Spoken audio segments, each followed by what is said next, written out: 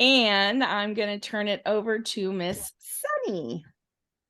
Hello. Welcome. Thank you guys for being here. So I will take full responsibility. There was a misstep in communication, and it may just be the Stellato show tonight. But if Charlie jumps on, then we'll definitely work him into the conversation.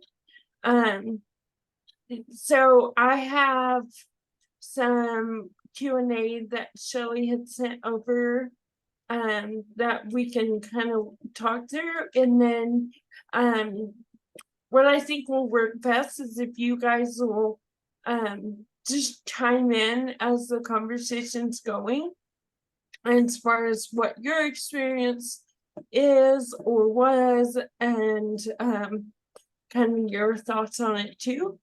And that way Shell's not on the hot seat the entire time, though she does it very well. So why don't you guys, Shell and Kevin, why don't y'all introduce yourselves, and we can kind of go from there. You want to go first? Where am I going? Hi, I'm Kevin Stellato. I'm Michelle's husband. Clearly she's the star of the film. I'm just the supporting cast.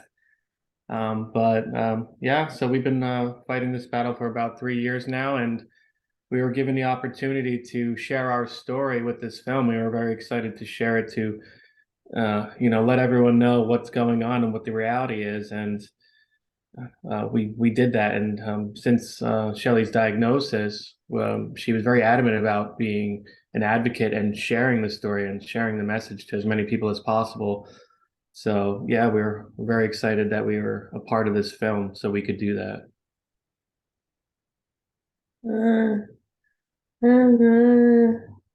This is Michelle, the star. And what else do you want to say? You want to go with your Q&A, or yeah? And then if people have questions, we can answer them even more. Okay. Okay. So I realized after watching the film that the first time I fell in love with Shelley was the obstacle course. I remember seeing that on social media, and I didn't know her yet, but I knew I loved her then. And so that was seeing it again on film. I was like, yep.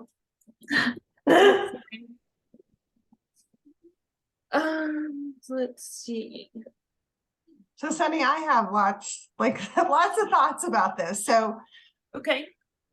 It was like, it made me happy that you all have choices, but it makes me really unhappy that you don't have the choices that you really want. And so like I watched the film and I just kept putting my hands in my head, and it's like, so I've been doing this is my, I don't know, 8th year working in ALS, and I worked with every cell in my being to change it. But when I watched the film like this, I'm like, oh my God, we haven't changed it enough, because you should be able to get access to the medications you want. And you like the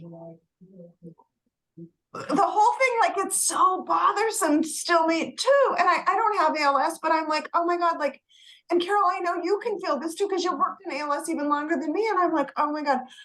So I guess my question is, what is it going to take for us to feel like what do you want? Like, what's it going to take for you to feel like you really have choices? Because I just walked away going, oh my God, I've freaking failed for these 7 years.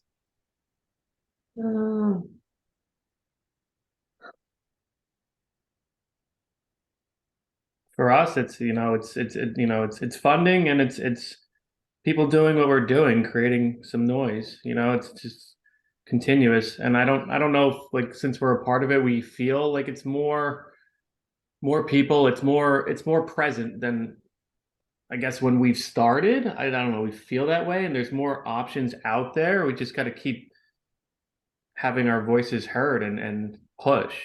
I mean, we just got to keep doing it. And I mean, that's that's what we're doing, creating these documentaries and then putting them on PBS and like these stations that, anyone can see. I think there's a lot of trajectory moving upwards at this point. I mean, so when I lost my husband in 2016, there was nothing. There was absolutely nothing at all happening. And over the last like even 3 years, there has been so much hope. And I mean, there's so many not so many. There are more drugs approved lately than there have been, in the past. And I really believe that it's because of these types of films and people pushing and raising their voices. And there just seems to be so much more hope on the horizon than there's ever been in the past. I mean, it's never going to move fast enough for anyone. It didn't move fast enough for my Vince, but it's going to move fast enough for somebody, right? So it's the power of all of our voices, whatever kind of voice that is. I just find amazing and uplifting. Yeah, I agree. And like Shelley's mentioning to me that then you're kind of backing that comment up, that the amount of treatments and things that are in the pipeline now compared to a few years ago are significantly more. And they're there, but the problem is it takes years to get approved. So the fact that they're there now that they weren't there before is huge. But how do we speed up that process of being able to get access to them instead of it being a 10-year process? Can it be a 3-year process, something sooner? So there are more therapies and treatments in trial. How do we get them to be accessible sooner? Yeah, we tried with Act for ALS, right? We tried. And I think we're a step closer, but we're not there. I'm afraid to say this, but I don't think the regulatory pathway exists today for diseases like ALS. And like to change and make a new pathway, it's huge. I think tofersen makes a huge difference because you have an accelerated approval for the first time in ALS. So maybe we've broken through a wall, but I don't know. I mean, that's 600 people in the US, but for those 600 people, it's everything, right? Because it's generations. But yeah, I don't know. I scratch my head every day thinking, what have I done wrong? What can we do more? Shelley and Kevin, how did it come to be that how did you connect with PBS? How did they know you were stars? One of her colleagues in her ALS story mentioned that the PBS was doing this documentary and they were interviewing people that if they wanted to be a part of it. So Shelley submitted some information about herself and they selected her. Awesome. They And liked did her you story. guys get to meet either of the families? Yeah. No, we did. We were hoping to meet Charlie tonight, but That family really touched me a lot. I found out later at Glynis and Megan, I don't know if you guys know this, but after I watched it, I went into Fernando Vieira, CEO at TDI. God forbid we don't speak in 3 letters, right? CEO, TDI, ALS. And I found out that Charlie had come to the lab. Wow. I know. And, and I kind of swooned.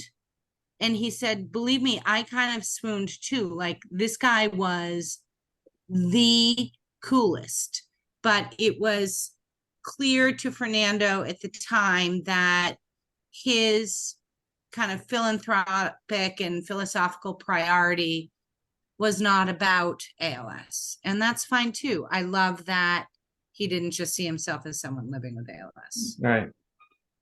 Yeah. But he said he was as cool as he was in the film. I mean, like for you guys that are on this call, if you could candy pick one thing that, would exponentially change your life in this disease field, what would you tell Mary Kay?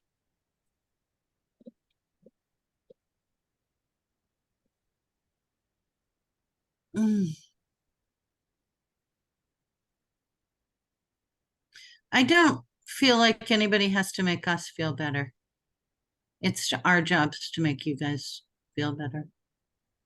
And we're failing. I think that's a question that's asked a lot. Like, what are you lacking or what do you wish you had? But in reality, we're just trying to get through it. But this is kind of where those big ideas can be discussed on a human level.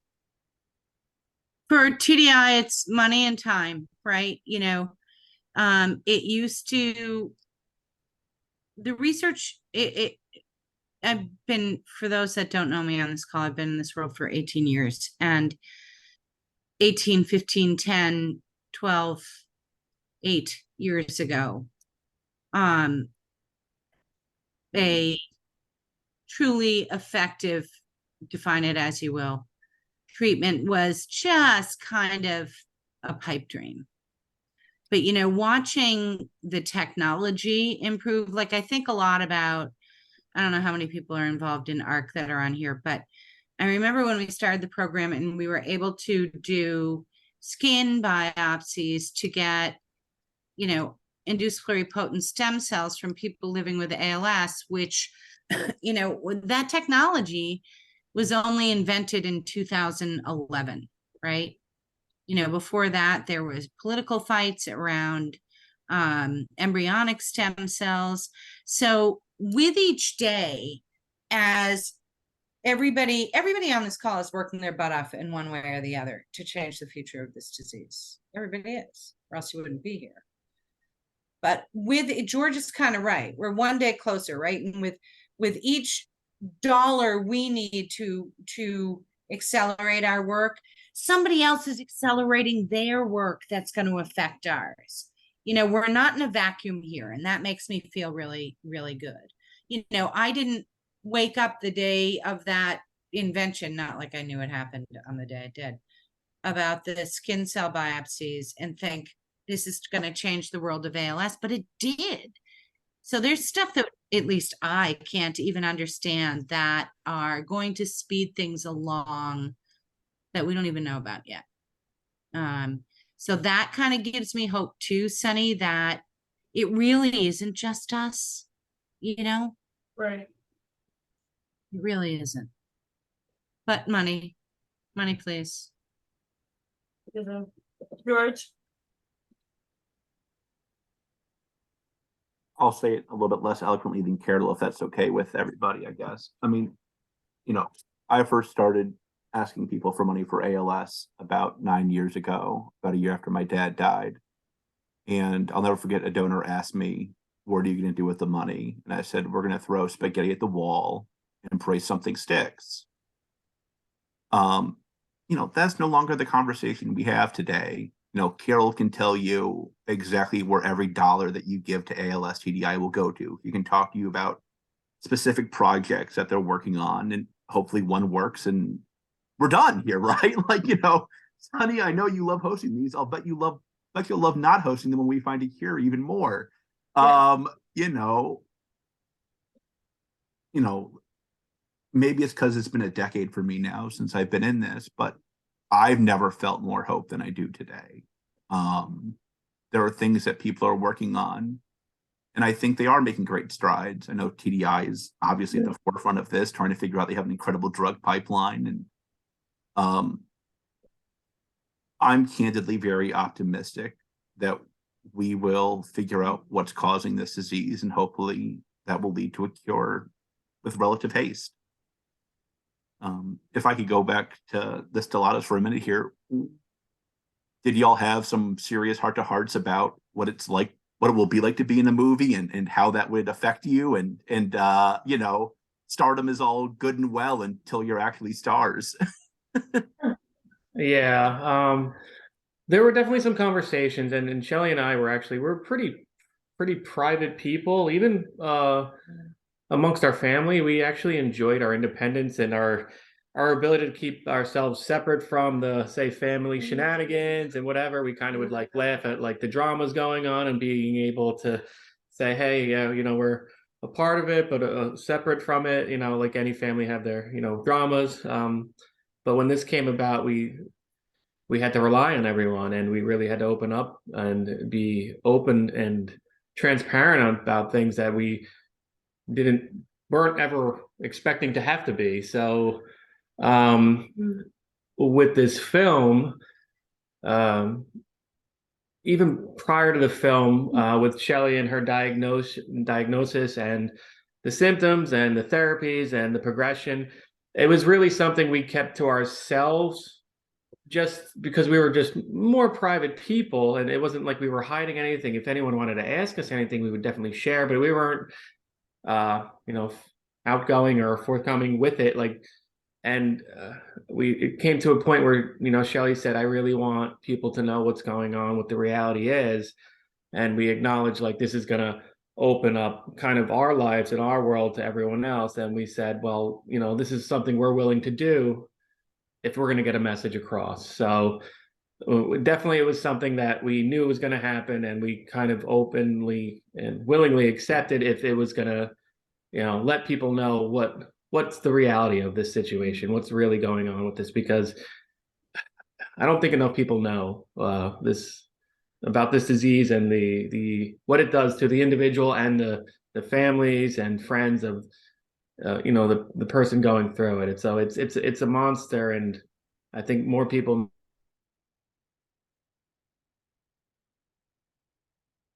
need to know about it. And I think the more people know about No. Tim is a brand new caregiver for his brother-in-law and has some questions about clinical trials, possibly pros and cons. You talk to it a little bit in the film about travel and all that stuff. Is there anything you want to elaborate on as far as from a clinical trial standpoint, and then also from the body science in Miami standpoint? And if you want us to come back to that, Michelle, so you can type out your answer, it's up to you. You just tell me what to do. I mean, I'll just touch upon it, and if you want to add, I mean, there's clinical trials available, but you have to be in a certain, frame of, within the scope of some framework of the disease in order to be accepted into the trial. And a lot of people, fall out of that very quickly. So there are options, but it's very limited options as far as being able to be part of that trial. We jumped into body science because it was just an option. It was an alternative to doing we felt nothing. And it's similar to the clinical trials. You're trying and you're seeing, you're trying and you're seeing. They're trying to see how this disease is affecting your body, because it's not affecting any one person in the same way as it is another person. We all see this as, certain people can do certain things and other people can do, others. Like it really affects everyone differently. So what they have done down there is they're trying to see how the disease affects you in your body and try and treat it that way. And it is a guess and see. But I say the one thing that is really hopeful and very soothing is that there's a community of individuals going through the same thing you are in some degree, and you don't feel like you're isolated by yourself going through this on your own. Everyone in that that facility at that time is going through it, and it's just a community of people really wrapping around each other and just talking and being human and understanding, like, the hardships of the process. And and there's hope, in there, and I think that mental hope, like that, the ability of seeing, hey, there could be something, is something in itself. So if nothing else, you're in a place where people are looking on the bright side and not in a negative way, and looking for something positive. So, and we do, we've gone there a few times, and we're still trying and seeing, but we're making friends down there that we talk to and communicate with constantly, and we're all fighting this battle. And it's really important to have a community around you when you're facing something like this. Tim, if was you have the other decision to questions, sorry, go- Sony. sorry.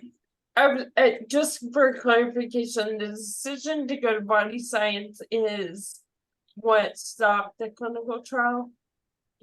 No, Okay, it kind of seemed like it in the film, but I've never asked you directly that, so. no, we were doing the clinical trial, and I think actually we couldn't. We weren't able to do the trial anymore. So once we weren't able to get the treatment, we said, well, we don't want to do nothing. So we ended up trying that. So it was because the trial was no longer possible for us. Go ahead, Carol. Oh, I was just started to type it. Thanks, Sonny. Tim, I was just gonna say, you must be feeling somewhat overwhelmed with how much you have to learn while watching your brother-in-law face this disease. And a lot of us at ALS TDI have unfortunately been there. If you ever want to have a sidebar conversation where you can just ask every question you ever wanted to ask in the world, we're happy to do that with you. That's a very dangerous proposition for me because I love asking questions. I have a PhD in questions, so Where do you live, Tim? San Antonio, Texas. All right, Glynis, you will, Tim, if you put your email in the chat, Already Glynis. done, Carol. We're already connected. All right, great. You guys will talk. Okay. I'm in Texas too, Tim, and Yeah. so are the Lemons. They're in Dallas. I'm in Hico, which is about 3.5 hours due north of you on Highway 281. So we got some good Texas representation. Okay, Shelly's telling me to ask my questions from the email. What do you want people to take away from seeing the film? So I'm going to respond for Shelley. I love the film shows the reality of ALS and the everyday struggles of patients and their families face. I especially like that they show diversity in age, ethnicity, and gender, showing that ALS can truly happen to anyone at any time. I hope people gain an understanding of ALS and see the urgent need for efficient treatment. After viewing the film, I want people to realize that this could happen to them or someone they love and think that it's unacceptable for modern medicine has nothing to offer. I want viewers to feel compelled to support research and regulatory change.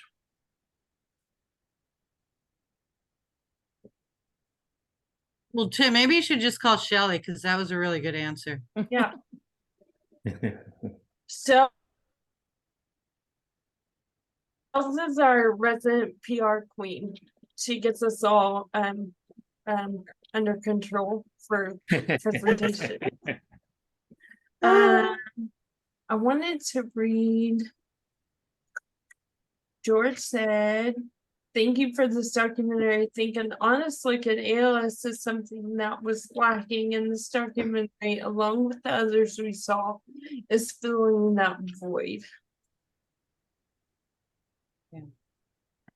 And I think that speaks to what Shelley was saying about what to take away.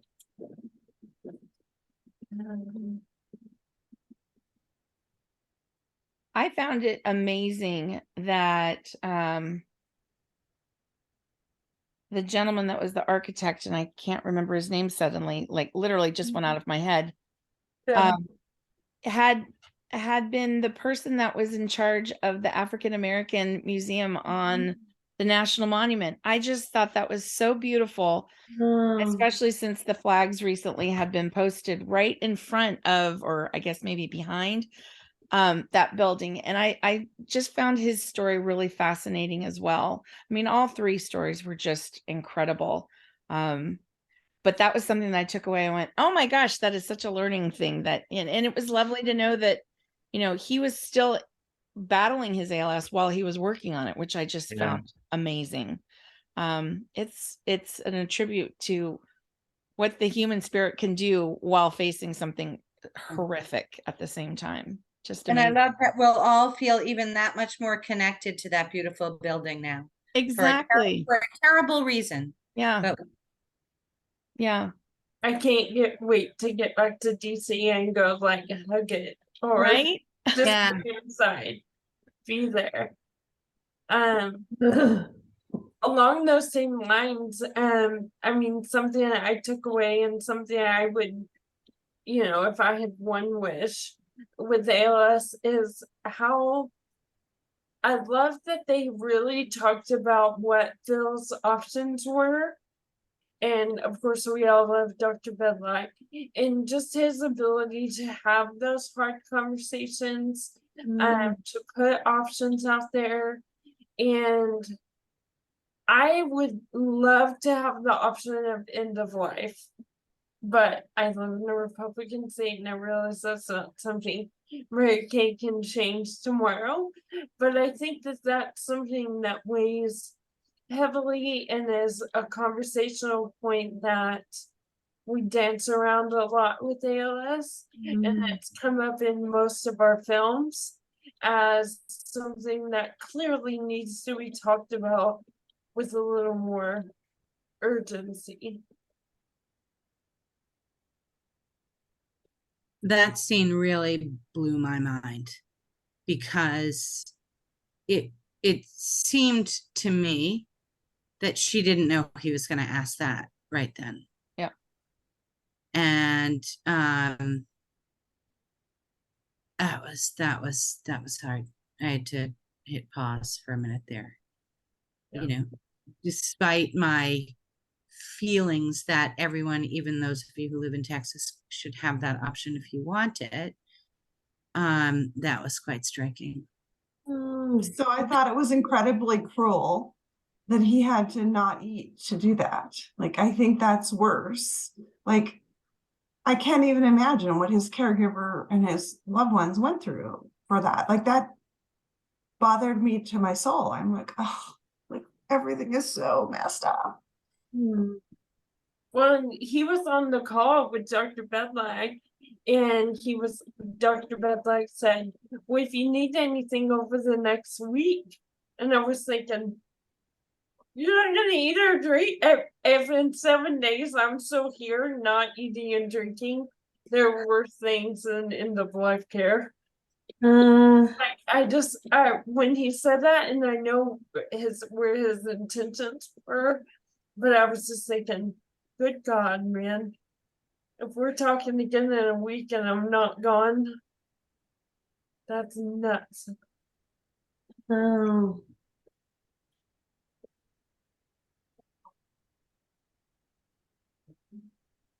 Shelley, how long were they filming for your segment?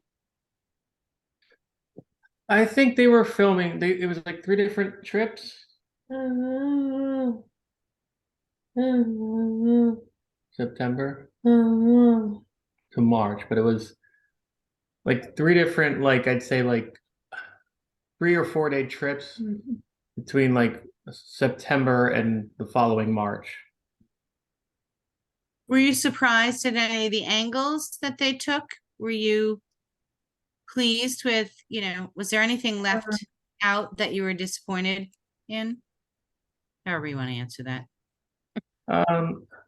No, we think they were very professional. They really were. They made it very, again, it's a very kind of intrusive thing to have people come in your house and mic you up and follow you around, and but they did it. They were very casual and they made you feel comfortable. So within like hours, we were just like fine and even having casual conversations. So they were good. I think like the only. Not that they left anything out of the film, but like what you felt that wasn't captured in the film, not that it was supposed to capture that, was some of the treatments that are in, that are being kind of in trial, and the things that maybe we could do to expedite those, to get accessibility to those. So it wasn't what the documentary was about, but she felt, if we could have talked about that or got that in there somehow, she would have loved to kind of push, hey, there are things out there that are in trial now that they weren't available years ago. How can we push these through? But again, that wasn't, I guess, the core concept of the documentary, but looking back, if we could have kind of made that, message be known, hey, let's push. We would have liked to have seen that, something like that in there. What was it like seeing yourself on PBS? Like super mega stars. So in her words, she says it's very odd, even though I feel like she belongs on stage, and I definitely don't. But she says it's always weird seeing and hearing yourself. She says that, but again, I don't believe her entirely.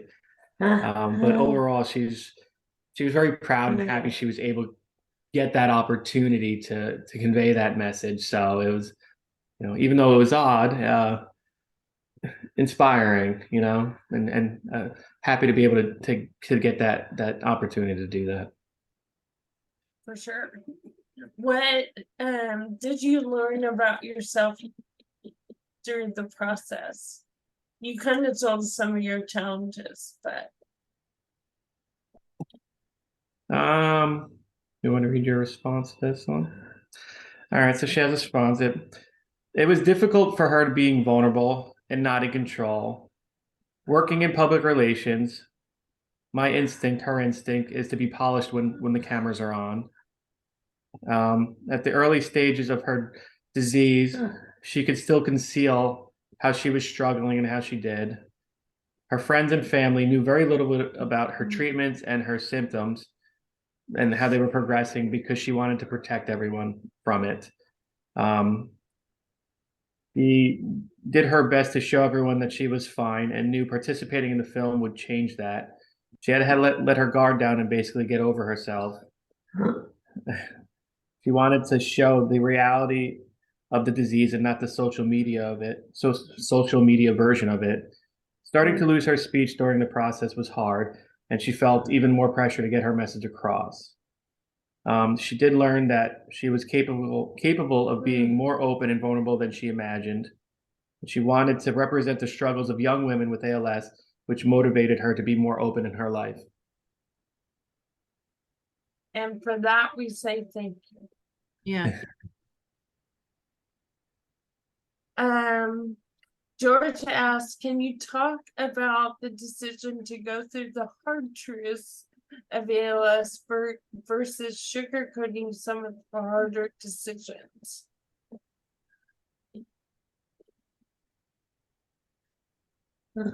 I mean, for us, we've always been honest and open and very real. Like we don't like sugarcoating, to be honest. We've never been that way. If any, whether it was a pleasant experience or a hardship in our lives, like we spoke very honest and open about it, which is why we have such a great relationship. Is that she always teases me and says, I never have to guess what's on her mind. She tells me, and like, instead of like what's that movie? The Breakup, where he's like, who wants to do dishes or something like that. Like, I don't, like I don't have to read her mind. And we've always been like that. So whether it's a good talk or a hard talk, we're willing to have that conversation. And that's just always been us. Love that. Kim said she liked when Kevin said, I'm her husband, not her caregiver. And Kim also liked, what struck me was when Phil told Dr. Bud Light, don't forget me. Oh God. That's when I had to pause it. Get up and walk around for a second. Let's see. How has life changed since the doc was released? I mean, Shelly's symptoms have progressed. Hold on, I think she has this is how she is. She's ready for anything. Yes. Hold on. All right, so Shelly's words. Unfortunately, my ALS has progressed since filming. My voice is difficult to understand and my walking is limited. I'm no longer working, and I need a lot of help in my daily activities. I'm so grateful the film captured me in my early days and my voice. What hasn't changed is my spirit, which is very true. I'm still dedicated to raising awareness and fighting this disease. I remain active with her ALS story. My friends and family continue to surround me with love and support. Kevin is still barbecuing with cut off t-shirts. So life goes on and we're adapting to the changes as best as we can. Yes. She still likes to poke fun at me in her chat. She does. You're an easy target. William was Yeah, I am an easy target.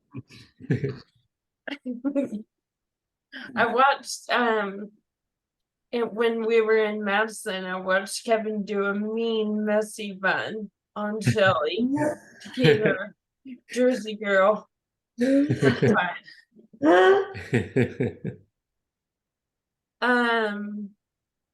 Kevin, what was it like getting that phone call from Atlantic City that she had face from? That was tough.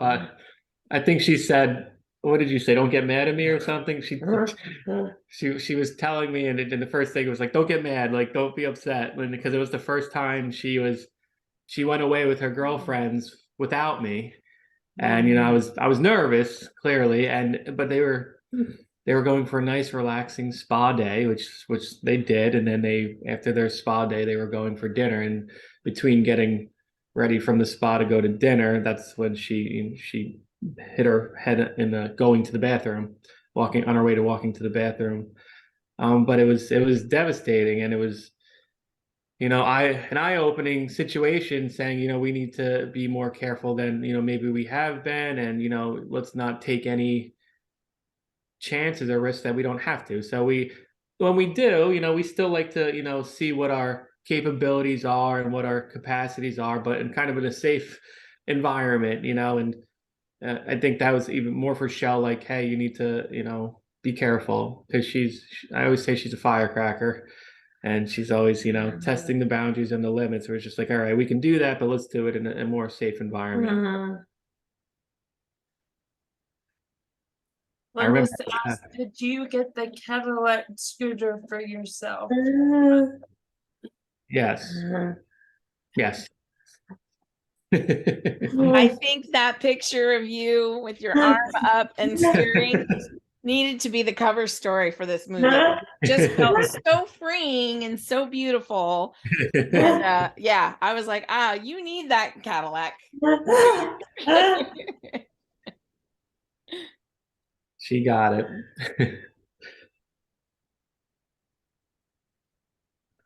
So I'm just curious. So I managed to connect with Charlie on social media after the documentary, and he had shared with me that he felt some disappointment because he is so much living with ALS and he's connecting. He actually came to a support group I live in Wisconsin, with our one of our support groups, which is for people who have bulbar onset. So it's all people who are using speech devices to communicate. And he's just very much about, sharing what he's learned and being connected with the ALS community.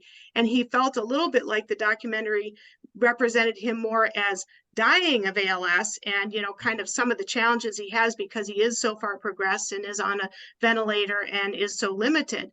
And so I guess part of it is I'm curious, and you did share a little bit about, wishing that there had been more focus on some of the treatments that are coming around and things like that. So I'm curious about that, but I'm also just so, I was so pleased at how they really captured the spouse experience. So for you, Kevin, and for Angie and for Phil's wife, just how difficult and how real that is for what you're facing and the journey that you're on. And so I guess I'm curious, Kevin, about your reaction to how that was portrayed and if it felt real and it felt satisfactory, I guess, from your perspective. Yeah, I think it caught about a fraction of what goes into it, I think. And I'm not saying that in a good or bad way, but it's really something. And it's a disease that affects not just the individual, but the whole family. And it really takes so many people to care and do the things that one individual was doing themselves for themselves. So it's upsetting. It's a lot, you know. Did they capture it? They caught a fraction of what it was, but I mean, to catch all of it it's impossible, you know. And as you progress and it becomes more, I think when they were filming us, it was very early, and Shelley was very capable of doing a lot of things still on her own, which she's not able to do as many. And we try and, you know, push to see what she can do on her own, but she also needs a lot more support these days. So it's a job. It is a job. But, you know, like as I said in the film, I do it because I'm her husband. I do it because I love her, and I think that's why we all do it. You know, it's not, no one wants to be deemed this title of caregiver. Not that it's a bad title to give, but, you know, we're doing it because of our relationship with the individual, and we all love and care for the individual, and that's why we're doing it. And that's why I said that, and I felt that at the time. It was just, I'm her husband. Of course I would do this. This is what a husband would do. So, but there's a lot that goes into it, 100%. What about the other caregivers on the call? Do you agree? Does it resonate? Hi, this is April. I have my video off because my daughter is doing some things behind me. But yeah, I totally agreed, and it was I cried so much during this film, especially when you said I'm her husband and not just her caregiver. I'm sorry, I'm getting a little choked up right now because that's how my dad was the entire 4.5 years. He I don't think he ever used the term caregiver unless like somebody would ask him, or are you the caregiver? Then he'd say yes, but he was always her husband first, who just happened to give her medications, help her with her exercises, help bathe her, clothe her, and things like that.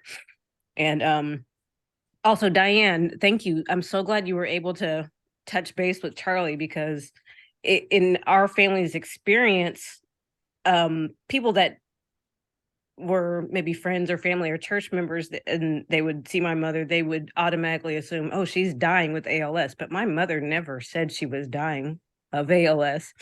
She would always say living with ALS. So I thought that was very powerful that he said the same thing. And I'm just so glad to be a part of this film fest this month, because it's great to be around so many people that can actually relate, because nobody understands this disease until they are faced with it. So thank you, Sunny, for hosting this. And I just thank you, Shelley, for sharing your story. You are amazing. Oh, I'm choked up. I'm sorry. But Thank you. thank you.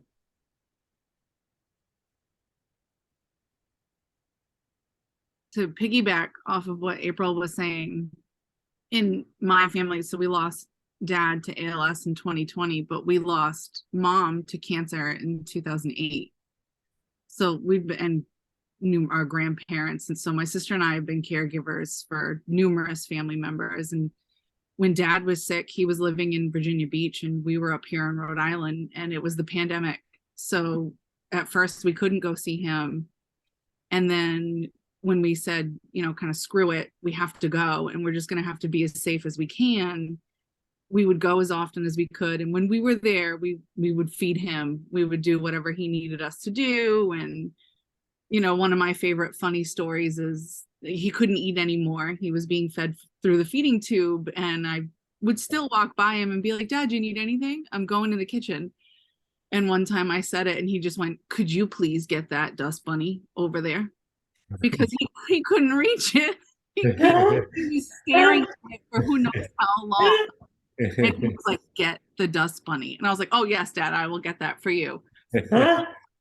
But it's, you know, my sister and I, we would have done whatever he needed. And we had done the same for mom when she was sick. And my dad, when mom was sick, it was the same. Like he's like, that's my wife. That's not, you know, and had mom been here for dad, she would have said the same thing. That's my husband. I would care for him, but it's also tough because we could say we lost mom to cancer and everybody gets it. But when we say we lost dad to ALS, you have to explain it. And things like this year, right, April, it is a blessing for those of us who have witnessed a loved one with this disease, because we don't have to explain it to everybody. Everybody just gets it.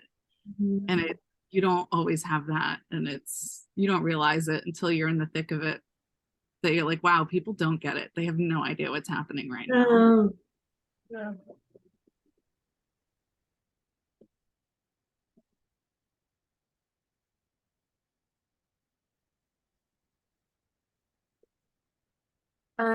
Anything else anybody wants to talk about? We got about 10 minutes.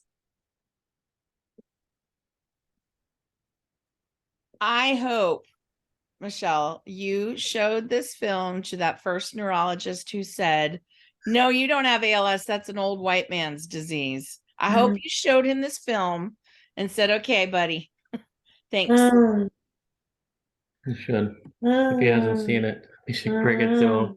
Yep. I'm That so was- sorry you went through that, because I'm sure, like most people, it took a long time. It took a while. It took different people, different places.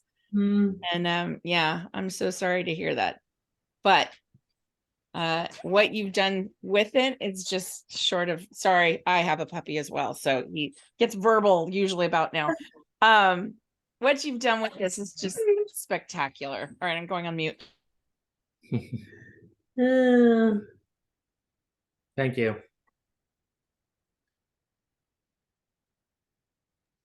I'm just wondering, so I've been in this world for a while, dealing with so many things and seeing so many different organizations and so many different, research trials and different things coming along.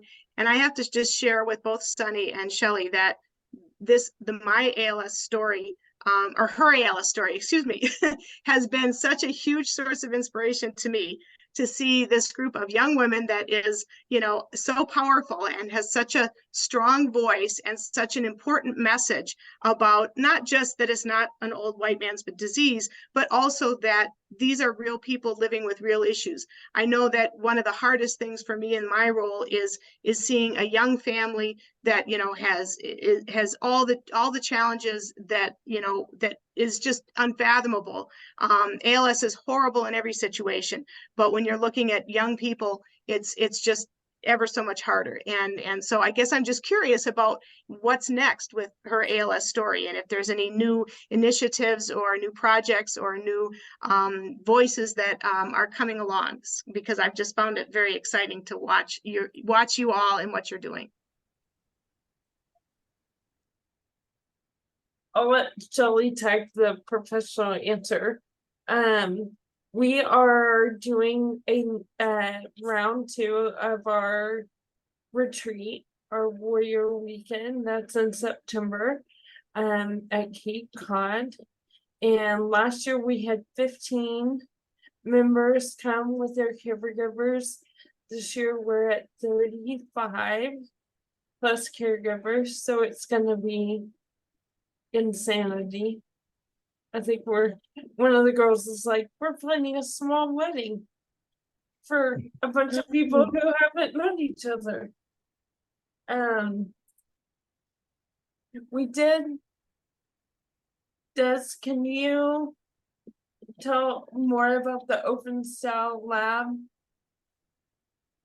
collab we did on Saturday? I wasn't able to join. I know that they talked about the importance of going commando. I did catch that part in the conversation, so like mountains were being moved, obviously. I think a lot of our members are attending various Blueberry days later this week, and that's always a fun way to come together and show or represent from all parts of the country.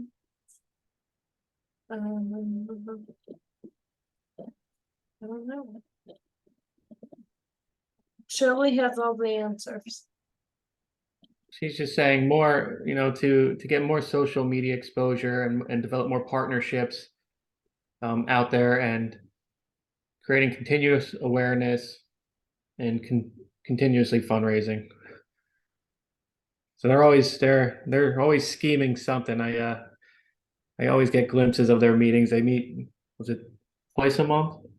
At least twice a month, and I hear some of the things being said. A lot of smart individuals on that conversation, scheming up some good topics. And Diane, they never don't say yes to anything you ask. It's unbelievable. It's always yes. I think we're close to 60 members now. I don't know if the rest are. That's I not know. good. Yeah, No, we need less. but we're in, I think 6 or 7 countries now. Oh, wow. Which, I mean, the reason you're here, that sucks, but like Yeah. the global expansion, like we're taking over.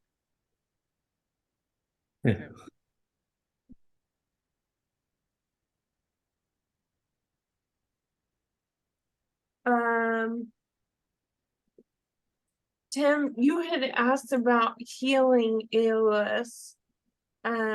Honestly, I don't know a whole lot about it, but to my knowledge, it is credible.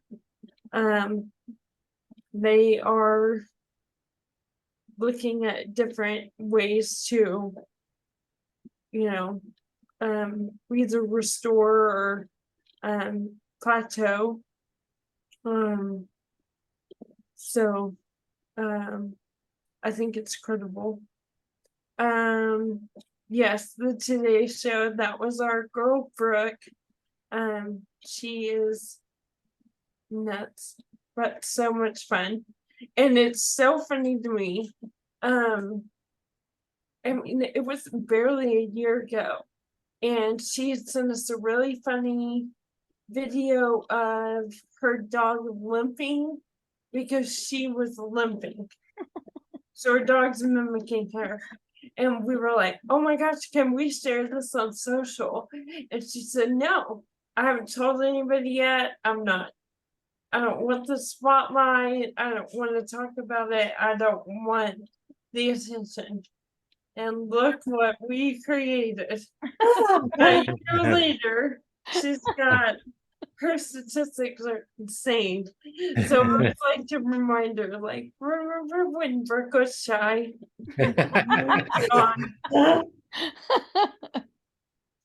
She's way gone.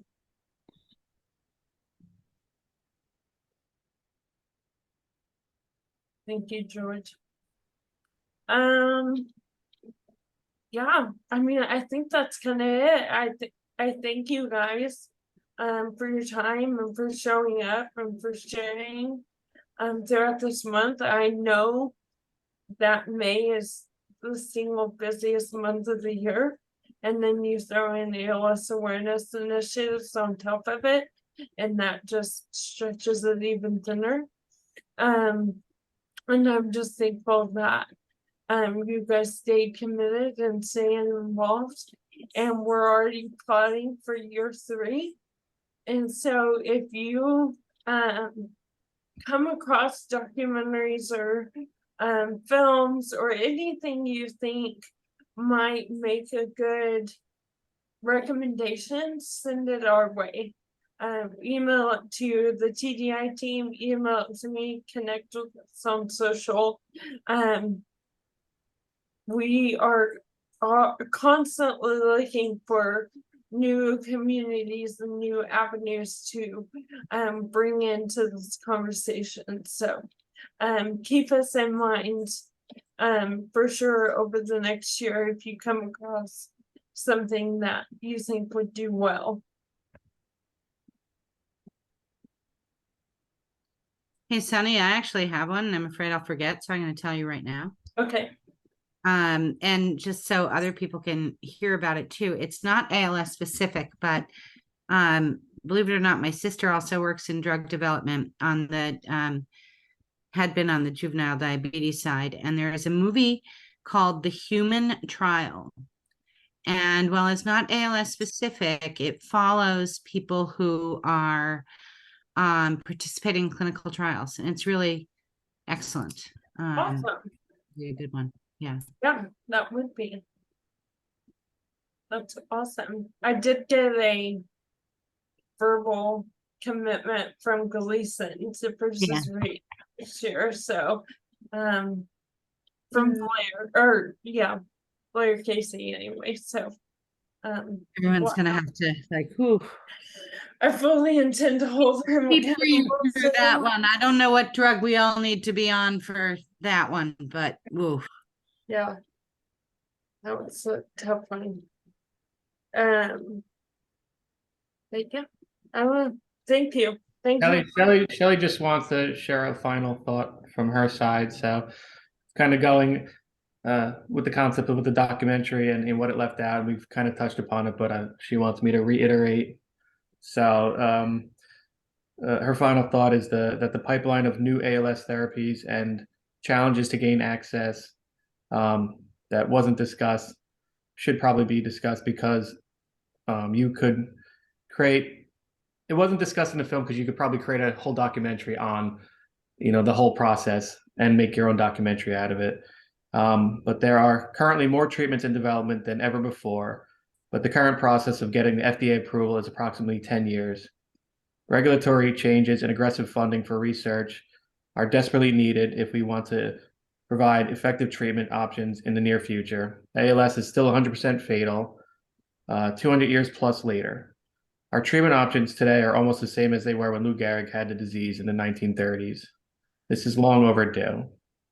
And she just wanted to thank you, Sunny, for having us. And I want to thank you for having us for this important conversation. So thank you for inviting us for this. Yeah, we love you guys. Well, don't let the conversation end here. Stay involved. Let us know how we can help you do that and get you plugged in. We're good connectors. So thank y'all, everybody. Thank you, everyone. Thank you, Sunny. Thank you so much, Sunny. You're amazing. Tim, I'll be in touch you're with here. you. And it was great to see her. Diane, it was so fun to see you. Yes. Robert and April, I will definitely be sending my email off to you tomorrow as well. I've so enjoyed just getting to know you and meet you guys over the last month. So thank you. Thank you. You're on mute, Robert, probably because you can't use that bad arm to press the unmute button. I'm sorry. I just wanted to say that this whole month of this film festival have been very inspirational to me, because I was going through this hard one year.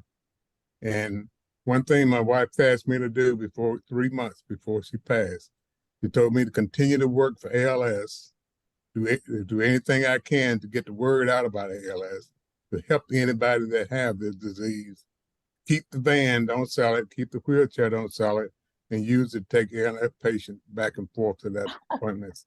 And that's what I do. And so I'm highly involved in ALS any kind of way I can be. Oh. And you all have the right idea about the husband, wife. That was our thing. My wife would always say, "Oh, that's my boyfriend, and he also my husband." Robert, what was her first name? I just want to. Robert Lemons. No, what was her first name? Oh, Susan. Oh. I just want to hold her in my heart a little bit. Yeah, absolutely. You'll probably see Team Susan on the Facebook. April have a page for Oh, lovely. ALS Team Susan. That's what it is. I got to meet Susan. You did at clinic. Oh, yeah. Ago. Wow. Yeah. I think I would have liked Susan. Yeah, she was touched everybody's life. My priest said that she was doing more good laying in bed with her eye gaze than most people walking around with full of help. Yeah. Because she would continually send texts to people, giving them, uplifting them, and she's couldn't move nothing but her eyes. Ugh. Well, we always say, Robert, that's why she got ALS and Shelly and Sonny got ALS, because they're better people than I am. So I'm pretty safe. It is true that this disease seems to strike the best of us. And I know a lot of the other people on this call kind of feel like our job then is to keep the better of us around as long as possible to do the kind of good she did. Right. Just keep remembering you're living with ALS, not dying with ALS. Exactly. Up to your last breath, you're still living with it. And just continue to laugh, enjoy life.